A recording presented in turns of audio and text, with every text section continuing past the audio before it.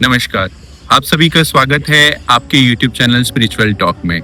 क्या आप जानते हैं कि आपके भीतर जो काम ऊर्जा यानी सेक्सुअल एनर्जी है, वो केवल शारीरिक सुख के लिए नहीं है।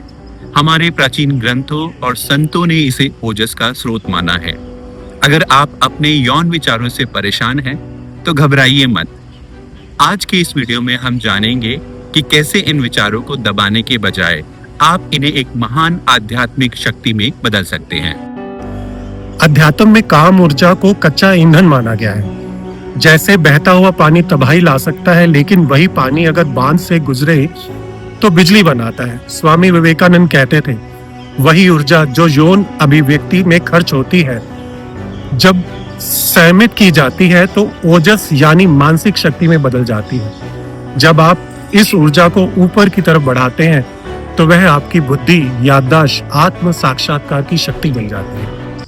अपने कामुक विचारों से बचने की पहली टेक्निक है द विटनेसेस यानी साक्षी भाव। सबसे बड़ी गलती है इन विचारों से लड़ना। आप जिससे लड़ते हैं वो और मजबूत होता है। कैसे करें?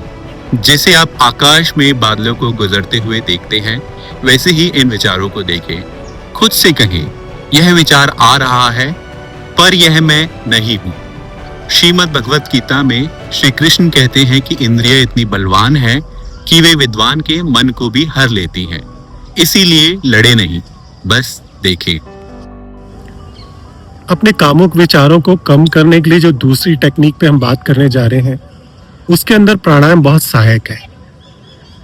जब विचार बहुत गहरे होते हैं तो हमें अपने शरीर के स्तर पर काम करना पड़ता है। हमें मूलबंध का अभ्यास करना पड़ता है।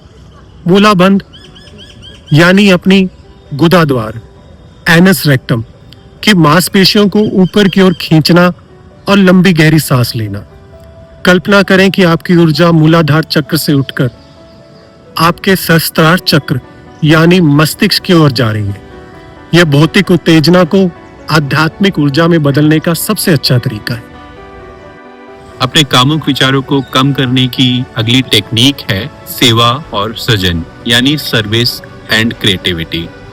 यौन ऊर्जा यानी क्रिएशन की ऊर्जा, अगर आप इसे दबाएंगे तो यह कुंठा बन जाएगी। इसका उपाय है, जब भी मन विचलित हो तुरंत कुछ रचनात्मक करें।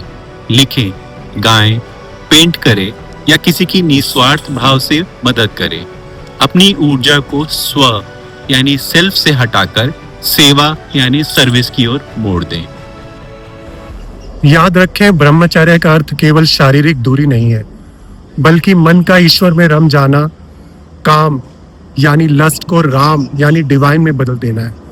असली साधना यही है। पतंजलि योग सूत्र कहता है, ब्रह्मचर्य प्रतिष्ठाम वीर्य लाभा यानी संयम से ही वास्तविक सामर्थ्य मिलता है। अगर आपको हमारे द्वारा बताई गई जानकारी उपयोगी लगी है तो इसे उन मित्रों के साथ साझा करें जो इस संघर्ष में हैं। कमेंट में लिखे ओजस अगर आप आज से इस यात्रा को शुरू करना चाहते हैं। चैनल को सब्सक्राइब करना ना भूलें। धन्यवाद।